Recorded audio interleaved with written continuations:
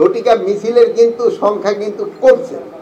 আপনারা জানেন একবার অনেক 244 জন যে সময় আমরা একবারে ধরলাম হাতে নাতে, সেই সময় কিন্তু এরপরে কিন্তু সংখ্যাটা অনেক কমে আসছে। তা আপনারা আপনাদের এরকমভাবে যদি আপনারা সাহায্য এবং সহযোগিতা করেন তবে এইগুলি আরও কমে যাবে, এইগুলি আরও কমে যাবে। এক সময় দেখবেন আস্তে আস্তে এলিমিনেট হয়ে যাবে, আর অপরাধের সংখ্যাও কমছে। আর একটা হলো যে ইলেকশন মুডে সবাই চলে আসবে, সেই সময় এই অপরাধগুলি কমে যাবে, কিন্তু সেই সময় ধরনের প্রসেশনগুলি বেড়ে যাবে, যেহেতু সেই সময় বিভিন্ন দল তাদের পার্টি প্রসেশন করবে। তবে আমি সবসময় বলি ইলেকশনের জন্য তো কয়েকটা অর্গানাইজেশনের সবচেয়ে বেশি কাজ।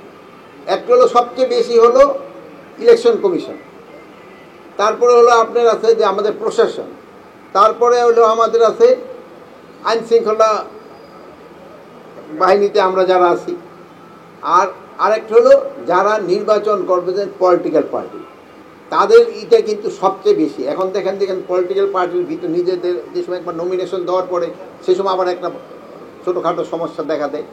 তো আমরা বলবো যে সবাই যদি সহযোগিতা করে তো নির্বাচন কিন্তু খুব ভালোভাবে হয়। আর সবচেয়ে বড় স্টেক হোল্ডার হলো জনগণ। জনগণ যখন নির্বাচনমুখী হয়ে যাবে সেই সময় কেউ কোনো কিছু আটকাতে পারবে না। জনগণ হলো সবচেয়ে বড় ফ্যাক্টর। তা আমাদের দেশের জনগণ কিন্তু নির্বাচন সম্বন্ধে খুবই সচেতন। দেখবেন এখনই কিন্তু চায়ের স্টলে এই নির্বাচন নিয়ে আলোচনা শুরু হয়ে গেছে। এটা যতই দিন ঘনে আসতে থাকবে আলোচনা আরও বেশি হবে, এবং আপনারাও এইগুলি মিডিয়ায় প্রচার করবেন, এবং নির্বাচনটা যেন সুস্থ শান্তিপূর্ণভাবে এবং উৎসব মুখর হয় এই জন্য আমাদের সবার চেষ্টা থাকবে। আমরা আশা করি যে নির্বাচনটা খুব শান্তিপূর্ণভাবে এবং উৎসব মুখর হবে। আপনারা সবাই